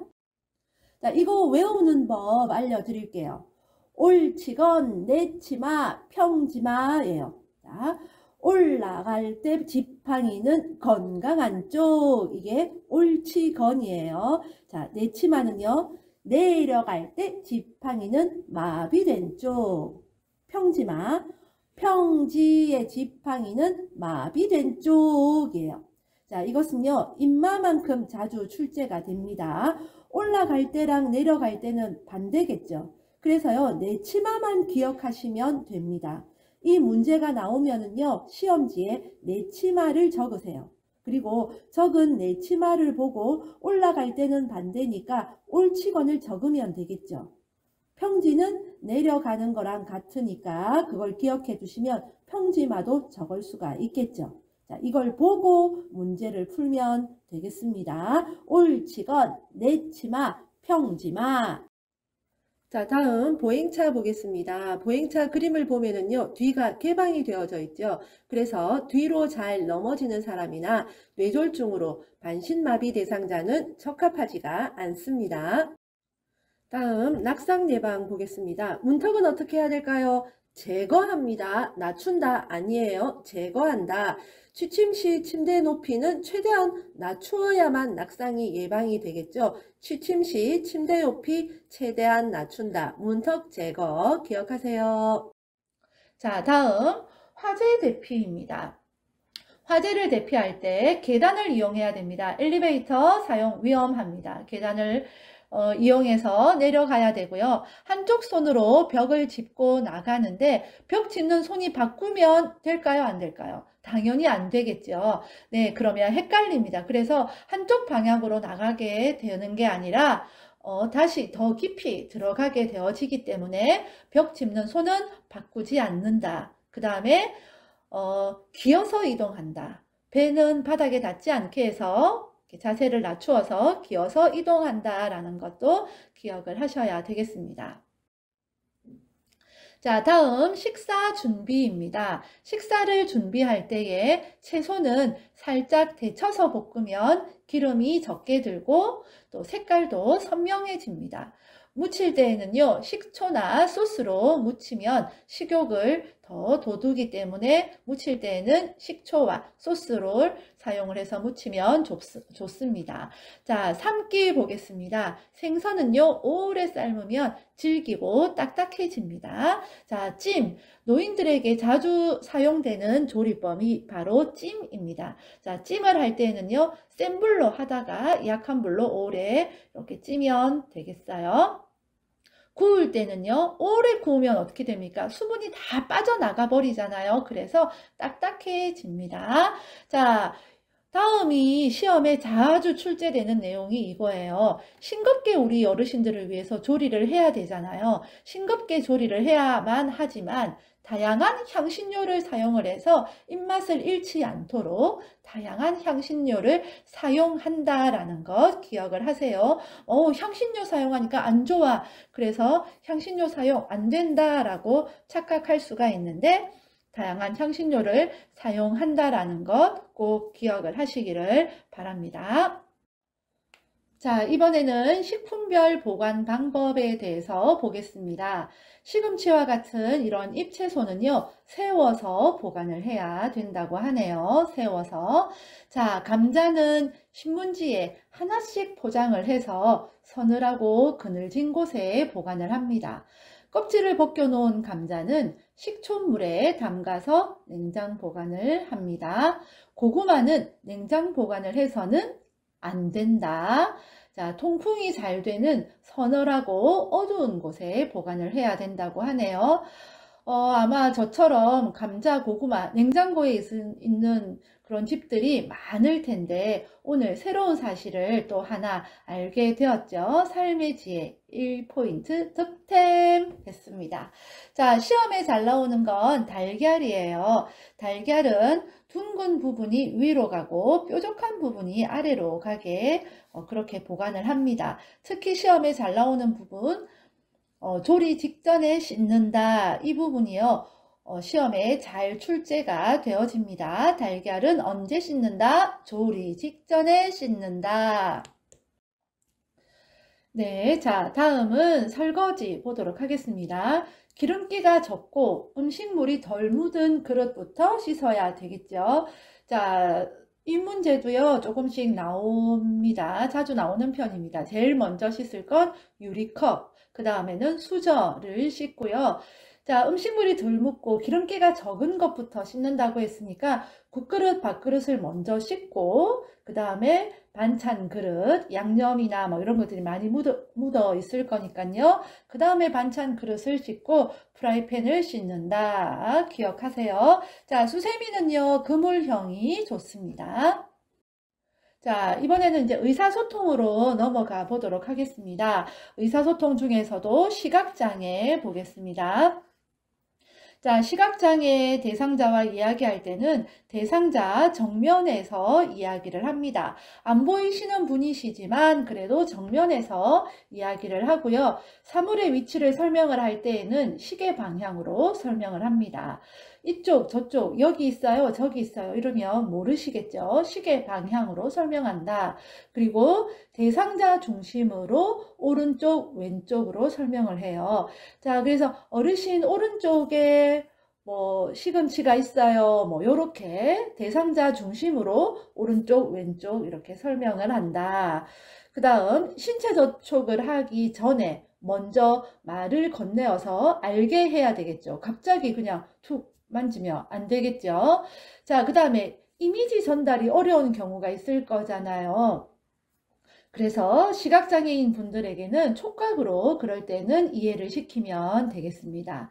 자, 보행할 때, 함께 보행할 때의 요양보호사님은 반보 앞으로 가서 함께 걸어가면 되겠습니다. 자, 언어장애 볼게요. 언어장애에서는요. 자, 얼굴과 눈을 응시하면서 천천히 말을 해야 되겠죠. 자, 그리고요, 언어장애 대상자와 대화를 할 때에도 실물, 그림판, 문자판 등을 이용을 합니다. 실물, 그림판, 문자판을 이용하는 거 언어장애 기억을 하시고요. 그 다음에 판단력, 이해력 장애. 판단력, 이해력 장애도요. 실물, 그림판, 문자판을 이용을 합니다. 자, 언어장애, 그 다음에 판단력, 이해력 장애는 실물, 그림판, 문자판을 이용을 한다. 그래서 판판 할 때는 판단력 이렇게 외웠습니다. 자, 판단력 장애, 이해력 장애는요. 자, 짧은 문장으로 이야기를 해야 되겠죠. 자, 이해를 잘 못하시니까 그래서 짧은 문장으로 천천히 하고요. 몸짓, 손짓을 이용하고 실물, 그림판, 문자판을 이용을 합니다. 자, 이 의사소통할 때에요. 이 문제가 나오면 한 번씩 헷갈리기도 하거든요. 그래서 저만의 팁을 하나 알려드리도록 하겠습니다. 자, 문제 보기에서요, 정답을 찾는데 헷갈린다. 뭐 이럴 때가 있잖아요. 그런데 이 중에, 보기 중에 이해력 장애, 판단력 장애 이렇게 각각 나오면은요, 그것은 정답이 아닙니다. 판단력, 이해력 장애 이것이 하나의 세트로 되어져 있단 말이에요. 자, 보기 1번 어떤 문제에 보기 1번 이해력 장애, 2번 판단력 장애 이렇게 나오면 1, 2번은 무조건 정답이 아닙니다. 이걸 제외시키고 3, 4, 5번 중에서 정답을 찾으면 되겠습니다. 아시겠죠? 이것도 하나의 팁입니다. 자, 다음 주의력 결핍 장애 보겠습니다. 자, 집중을 잘 못하는 거예요. 그러니까 대상자와 눈을 맞추어서 이야기를 해야 되겠죠. 그리고 단계적으로 하나씩 제시를 합니다. 환경에 대한 자극을 최대한 줄여야 되겠지요. 집중을 할 수 있도록 환경적인 자극을 최대한 줄이고요. 메시지를 전달할 때는 천천히 그리고 조용히 반복해서 이야기를 한다. 네. 자, 그 다음에 진압력 장애, 진압력 뭔지 제가 설명했었죠. 그래서 진압력 장애가 있으신 분과 대화를 할 때에는 대상자의 이름과 존칭을 함께 사용을 합니다. 시간, 장소, 날짜 등을 자주 인식을 시켜주고요. 그 다음에 여기 빨간색 모든 물품에 이름표를 붙이고 주의사항을 그림이나 문자로 제시를 해야 되겠습니다. 이것도 기억을 하셔야 되겠어요. 자, 치매 대상자 식사 돕기 보겠습니다. 그릇은 접시보다는 사발을 사용하는 게 좋습니다. 왜냐하면 덜 흘리기 때문에 그렇고요. 색깔 있는 플라스틱 제품을 사용하는 것이 좋다. 이 부분이 시험에 자주 출제가 됩니다. 그래서 선명하게 잘 보이는 그릇을 사용을 해야 되겠죠. 그리고 플라스틱 제품은 이렇게 떨어져도 깨지거나 하는 위험이 좀 없으니까요. 색깔 있는 플라스틱 제품이 좋다. 그 다음에 양념은 식탁 위에 두지를 않습니다.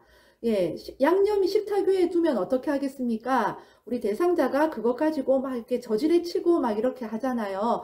그래서 양념은 식탁 위에 두지 않는다. 그 다음에 우리 치매 대상자가 묽은 음식을 먹어서 사례가 자주 걸린다. 그러면 걸쭉한 액체 음식이 좋다라는 겁니다. 그 다음에 비닐 식탁보 삑 아닙니다. 식탁용 매트를 사용을 하는 것이 좋다. 자, 그 다음에 컵은 빨대를 꽂아서 사용을 하는데 플라스틱 덮개가 부착된 컵에 빨대를 꽂아서 사용을 합니다. 자, 숟가락은요. 고무가 붙어 있는 약간 무거운 숟가락을 들게 하는 것이 좋습니다. 이것도 시험에 자주 출제가 되는데요. 왜 약간 무거운 숟가락을 사용하느냐? 예, 너무 가벼우면 우리 대상자가 숟가락 들고 있는 걸 잊어버리는 거예요. 그래서 약간 무거운 숟가락을 사용하는 것이 좋습니다. 그 다음에 식사 후에 누워있는 이 치매 대상자일 경우에는요, 이 대상자에게 양치질은 어떻게 하느냐? 우리 대상자의 뺨에 물바지하는 그 그릇을 이렇게 대어준다. 이 내용도 시험에 자주 출제가 되어집니다. 누워 지내는 치매 대상자예요. 그분의 양치질은 어떻게 돕는다? 대상자의 뺨에 물바지 그릇을 대어준다. 기억을 하시기 바랍니다. 자, 치매 대상자의 문제 행동 대처입니다. 반복해서 질문하거나 반복된 행동을 한다. 그럴 때에는요, 관심을 돌려야 되겠죠. 그래서 막 똑같은 질문 막 반복해서 막 이렇게 하잖아요. 그래서 이럴 때는 어떻게 관심을 돌리느냐? 과거의 경험을 이야기하거나 고향 이야기나 이런 걸로 이야기하기가 좋잖아요. 그런 이야기를 나누면서 관심을 돌립니다. 그리고 시험에 잘 출제되는 것은 그런 분들에게는 단순한 일거리를 제공하는 것이 좋은데 콩 고르기나 나무를 같이 다듬자 하거나 빨래 개거나 이런 단순한 일거리를 제공을 하면서 이런 관심을 돌리게 한다라는 겁니다. 자, 그 다음 석양증후군 보겠습니다. 석양증후군은 해질녘만 되면 심경이 불안정해지거나 우울해지거나 이런 증상을 보이는 것을 석양증후군이다 라고 하거든요. 이때에는요, 밖으로 데리고 나가서 산책을 하는 것이 좋습니다. 그리고 방에 있을 때에는 텔레비전을 이렇게 켜놓거나 조명을 밝게 하고 이렇게 따뜻하게 하는 것이 도움이 되어집니다. 치매 대상자 인지자극 훈련에서는 이 두 가지만 기억하면 되겠습니다. 진압력 장애는 개구리 울음소리 같은 청각적 자극을 준다. 그 다음에 중요한 거, 중증 인지 기능 장애는 악기 연주예요. 탬브린 연주 이런 겁니다. 그래서 중증 인지 기억할 때는요, 중학생 기억하면 되겠습니다. 중증 악기 연주, 중학생. 자, 다음은 임종 보도록 하겠습니다. 자, 사전연명의료의향서라는 게 있어요. 이것은 사전에 나는 미리 연명치료를 하지 않겠다라는 것을 기록하는 것을 이야기를 합니다. 이건 누가 하느냐?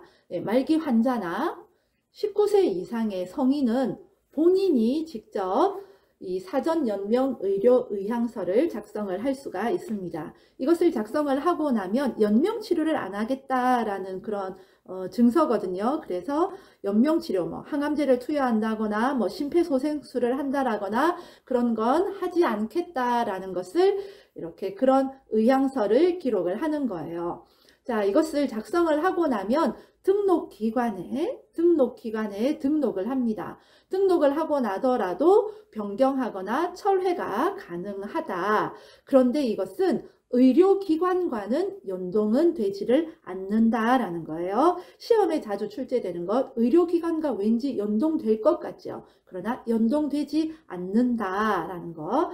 그 다음에 내가 이것을 사전연명의료의향서를 작성을 했다 하더라도 통증 완화를 위한 의료 행위나 영양분 공급, 물 공급, 산소 공급은 한다라는 거예요. 시험에 이 내용도 잘 나옵니다. 통증 완화를 위한 것은 해야 되겠죠. 막 고통스럽게 막 이렇게 임종을 맞이하게 할 수는 없으니까 그런 통증 완화를 위한 의료 행위, 그리고 영양분, 이게 밥이잖아요. 영양분 공급, 물, 산소 공급과 같은 것은 기본적으로 한다. 다만 시험에 자주 출제되는 것, 인공호흡기, 이것은 하지 않는다. 항암제 투여, 이런 것은 하지 않는다라는 겁니다. 자, 다음 임종 과정에 계신 분들은요, 호흡이 불규칙하거든요. 그래서 상체와 머리를 높여줍니다. 상체와 머리를 높여주는 이유는 호흡을 위해서 그렇습니다. 자, 혼이불 밑에 방수포를 깔고 기저귀를 채워주는데 그 이유는 그 임종 직전에 계시는 분들은 근육이 이렇게 좀 무력해지잖아요. 그래서 변실금이 생기기 때문에 기저귀를 채워줍니다. 그리고 고개를 옆으로 돌려서 배액이 잘 되게 하는데, 배액이 잘 되게 하기 위해서 고개를 옆으로 돌리는 거예요. 고개를 옆으로 돌리는 이유는 배액이 잘 되게 하기 위해서다. 상체와 머리를 높여주는 이유는 호흡 때문이다 라는 걸 기억을 해 두시기를 바랍니다. 그 다음에 이마를 가볍게 문질러 주거나 책을 읽어주고 잔잔한 음악을 틀어줌으로써 심정이 이렇게 차분하게 되어질 수 있도록 그렇게 돕습니다. 자, 혼수 상태에 빠져 있는 대상자도요, 청각은 마지막까지 살아 있습니다. 제일 마지막까지 살아 있는 기관은 청각이다. 기억을 하시기 바랍니다. 임종 후에는 가족들과 관계를 형성하면서 함께 있지만 장례식이나 장지에는 참석하지 않습니다. 자, 다음은 응급처치 보겠습니다. 요양보호사는 의약품 사용은 할 수가 없습니다. 그러나 외용약품, 이것은 피부에 바르거나 뿌리는 약을 말합니다. 그것은 사용이 가능하고, 대상자가 평소에 사용하던 그런 상비약품은 사용이 가능합니다.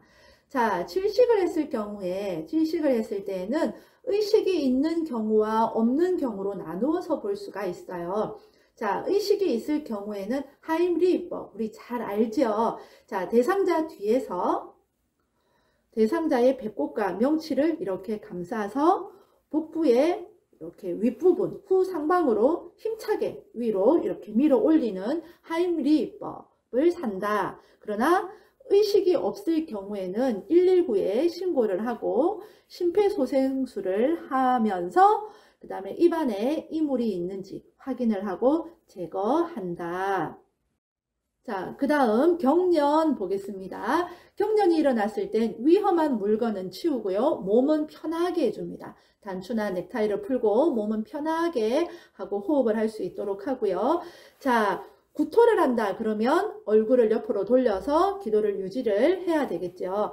자, 뭐 그것을 닦거나 뭐 하기 위해서 입에 손수건을 넣어서는 절대 안 된다라는 겁니다.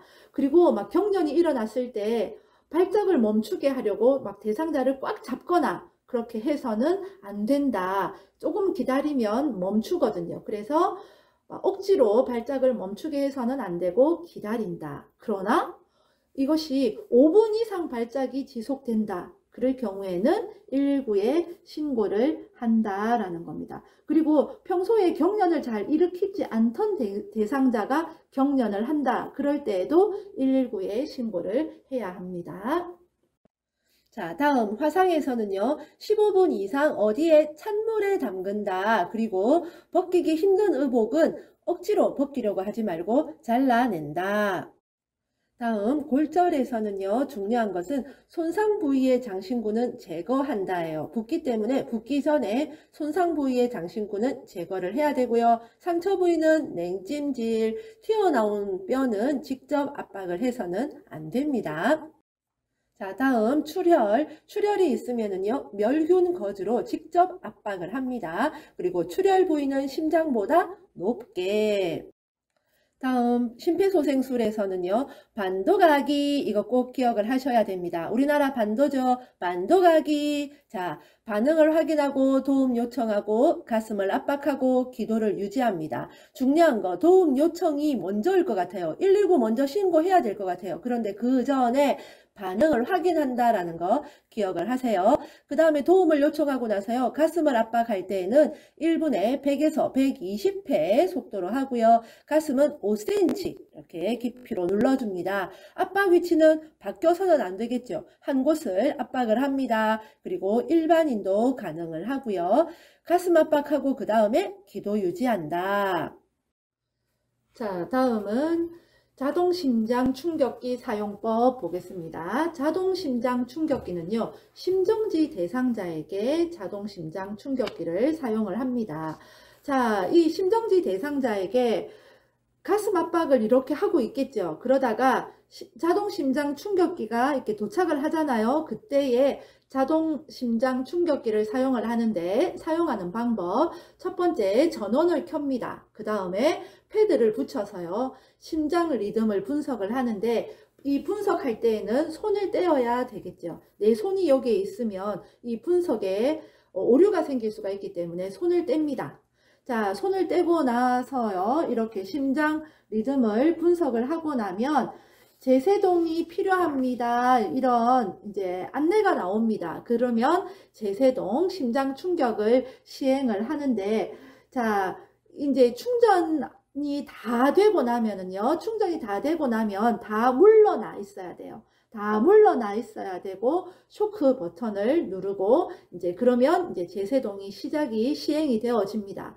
자, 이것을 하고 나면 제세동 시행을 하고 나면 그 다음에는 다시 가슴 압박을 합니다. 얼마 동안? 2분 동안 합니다. 왜냐하면 자동 심장 충격기는 2분 간격으로 이 심장 리듬 분석이 자동적으로 반복이 되어지기 때문에 그동안에 2분 동안 가슴 압박을 하는 거예요.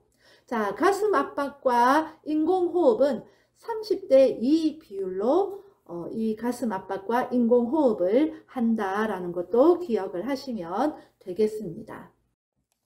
자, 이거 외우는 방법. 전원 패배하고 나면 패배의 원인을 분석해서 다시 아예 이지만 어쨌든 다시 나를 압박한다. 자, 됐나요? 한 번 더. 전원 패드 패배하고 나면 패배의 원인을 분석해서 다시 나를 압박한다. 수고하셨습니다.